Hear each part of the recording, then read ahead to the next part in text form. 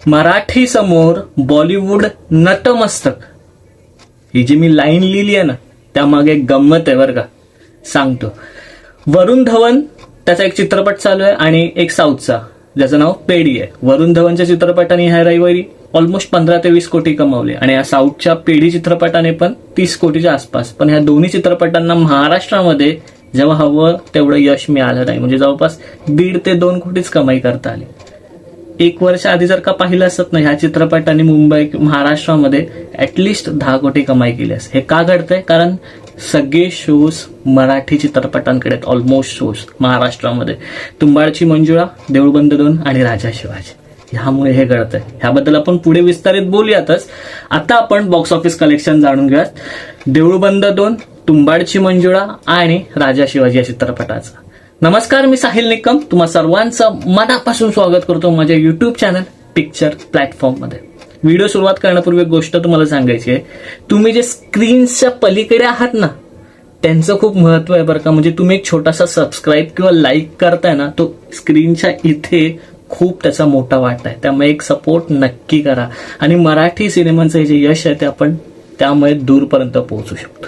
So ज्या मराठी चित्रपटांना आजपर्यंत कोणी विचारत नव्हतं, त्यांना वगळलं जात होतं, त्या चित्रपटांना आज सगळं त्यांच्याकडे लक्ष आहे आणि मराठी चित्रपट चालतात असं बोललं जात आहे.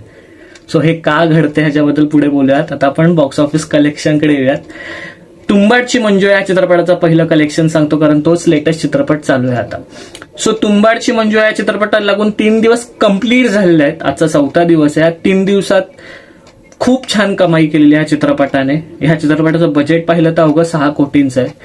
पहिल्या दिवशी ह्या चित्रपटाने जी कमाई केली ती होती 54 लाख एवढी, आणि दुसऱ्या दिवशी जवळपास 1 कोटींची कमाई, आणि तिसऱ्या दिवशी ह्या चित्रपटाने एक मोठी झेप घेतली जी की होती 1,70,00,000 एवढी. आणि हे जे नेट कलेक्शन झालंय ह्या तुंबाडची मंजुळा ह्या चित्रपटाचं जे 3 दिवसाचं नेट कलेक्शन झालंय फक्त ते आहे 3,25,00,000 एवढं, आणि जे ग्रॉस कलेक्शन झालंय ते आहे 4 कोटी एवढं.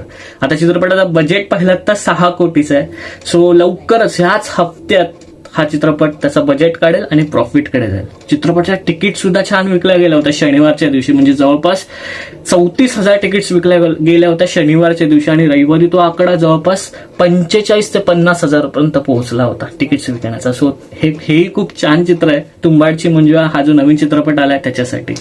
आता यावर की देऊळबंद 2 चित्रपटाचा काय परफॉर्मन्स आहे, तर देऊळबंद 2 चित्रपटाला लागून एकूण 18 दिवस कंप्लीट झालेले आहेत. म्हणजे तिसऱ्या हप्त्यात हा चित्रपट आहे, आणि 18 म्हणजे ह्या शनिवारी चित्रपटाने म्हणजे 17व्या दिवशी जी कमाई केली तर ती आहे 2,94,00,000 एवढी, आणि जी रविवारी जी कमाई केली तर ती आहे 3,60,00,000 एवढी. आता ह्या 18 दिवसांनंतर देऊळबंद 2 ह्या चित्रपटाचं जे नेट कलेक्शन झालं ते आहे 67 कोटी, म्हणजे 67 कोटी एवढं, आणि जे ग्रॉस कलेक्शन झालं ते आहे 75 करोड, 75 कोटी एवढं. हा चित्रपटाचा बजेट 9 कोटींचा, 9 ते 10 कोटींचा बजेट, आणि बजेटच्या आता 7-8 पटीने कमाई केलेली आहे. त्यामुळे हा ऑल टाइम ब्लॉकबस्टरच्या यादीत नक्कीच चित्रपट गेलाय.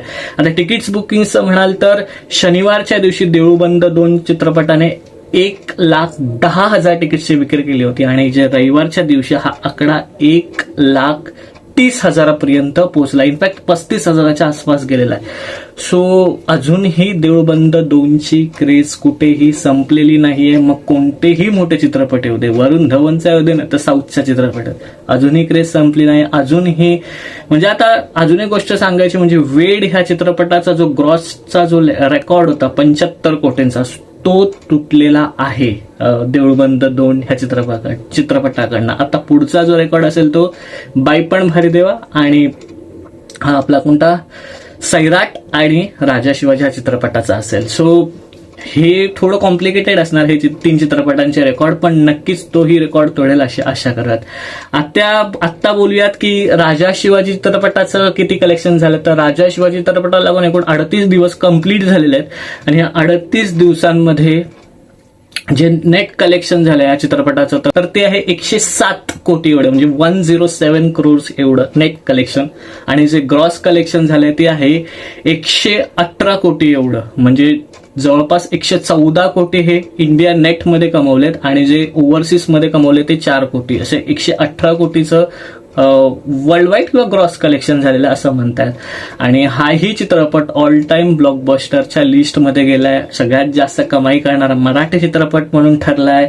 आता आपणही असं म्हणू शकतो की आपल्याकडे 100 कोटींचा चित्रपट आहे. तर हे 3ही चित्रपटांचं कलेक्शन होतं, त्याचे तिकीट्स होते, तिकीट्सची विक्री झाली ती होती. एक महत्वाची गोष्ट म्हणजे तुंबाडची मंजू ह्या चित्रपटाचं जी ऑक्युपन्सी होती ना ती देऊळबंद 2 पेक्षा जास्त, म्हणजे 56% ऑक्युपन्सी होती थिएटरमध्ये लोक बघायला येतात ती, आणि देऊळबंद 2ची 52% होते. सो याही चित्रपट तुंबाडची म्हणजे या चित्रपटात सुद्धा क्रेज आहे कुठेतरी म्हणता येईल.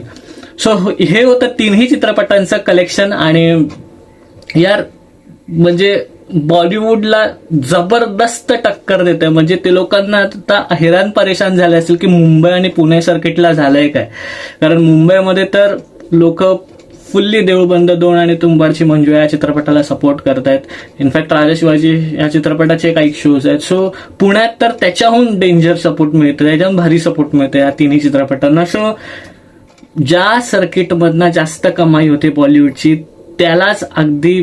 त्याच्यावरच अगदी घाव घातलाय मराठी चित्रपटांनी असंच म्हणू शकतो. आणि तो घाव अगदी आता बॉलिवूडच्या म्हणतात ना जिवारी लागतोय. आणि असंच जर का चालू राहिलं, कारण पुढचे येणारे चित्रपट सुद्धा तितकेच तगडे आहेत. घबाडकुंड असेल, खाशाबा असेल ह्यांचा नागराज मंजुळे सरांचा, सो हे चित्रपट सुद्धा यांच्या बॉलिवूडच्या नाकात दम आणू शकतात. सो मला असं वाटतं की मजा येणार आहे पुढचे चित्रपट आणि त्याचे कलेक्शन सांगायला मराठीचे. पुन्हा एकदा सांगेन की यार एक फॅमिली बनवायची आपल्या सबस्क्रायबर्सची. सो तुमचा एक लाईक आणि एक जर का तुम्ही नवीन असाल तर सबस्क्राईब खूप महत्वाचं. सो नक्की करा. इथेच थांबूया, आज खूप मोठी व्हिडिओ झाली आहे त्यासाठी पुन्हा एकदा सॉरी. इथेच थांबूया, पुढच्या व्हिडिओमध्ये भेटू. तोपर्यंत आपलं युट्यूब चॅनल पिक्चर प्लॅटफॉर्म पाहत राहा. आणि last but not the list genuinely सांगतोय, स्वतःची काळजी घ्या.